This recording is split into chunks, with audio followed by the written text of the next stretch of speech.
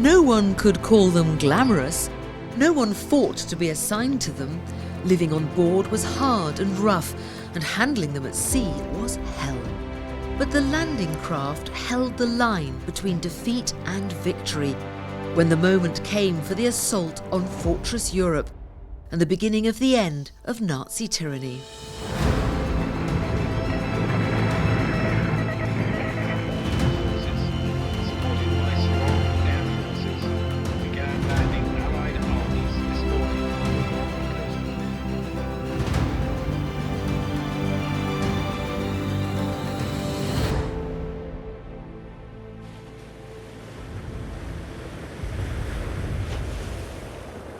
Landing craft were the Royal Navy's warriors for the working day, built quickly and cheaply, not intended to last or even survive, as they took on Hitler's Atlantic Wall, riding up the D-Day invasion beaches on their flattened hulls.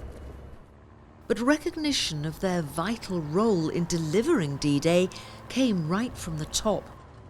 Supreme Allied Commander General Dwight D. Eisenhower knew it and said it. The three tools most important for winning World War II were the Jeep, the Dakota, and the landing craft. That puts our ship, Landing Craft Tank 7074, in very good company, with the Go Anywhere Jeep and the Fly Anywhere transport aircraft, the Douglas DC-3 Dakota. If you just imagine D-Day, there's close to 7,000 warships, landing craft, of all types at D-Day. There are 800 LCTs, so that's the big landing craft like this one, and this is the last one. So she's phenomenally significant, really important. She is the last survivor of all those big landing craft.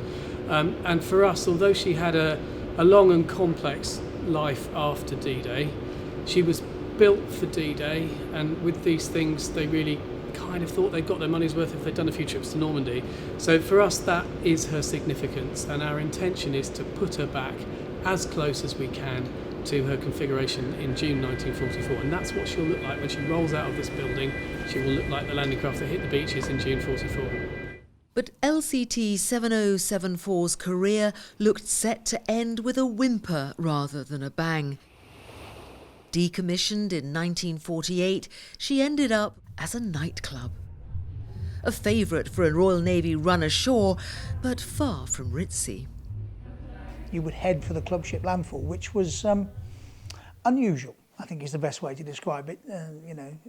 Moored alongside the wall in the docks as it was, and you would climb the gangway, and then you would go down into what presumably had been the deck, the well deck of the landing craft, although you sort of lost your bearings once you got inside this thing, and it had been converted inside. There was a bar and a disco and I think a rather sticky carpet on the floor in places.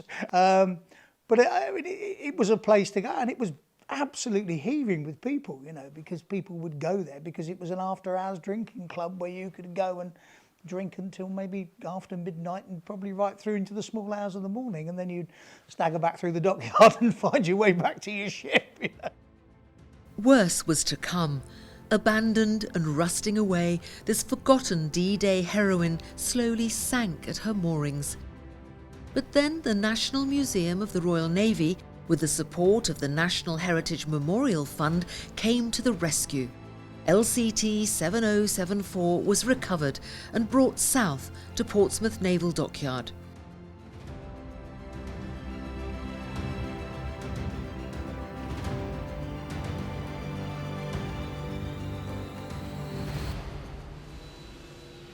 Once there, the hard work of restoration got underway. We've got an awful challenge here. Firstly, there's all the salts and silts from when she was under the water, basically. You've got to deal with all that and get that off the ship first. We had all sorts come out at the bottom of the bilges. We've actually had an eel in the forepeak, which was probably about 3 foot long. Obviously died many years ago.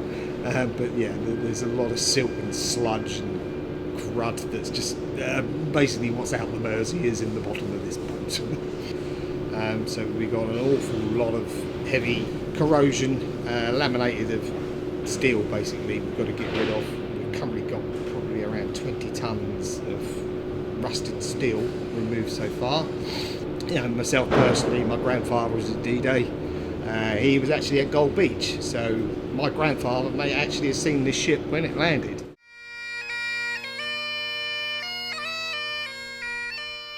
Landing craft tank 7074's new home will be here at the D-Day Story Museum, right on the front at Southsea in Hampshire. The LCT veteran will be outside the museum, protected by a special awning, clearly visible from the road along the front.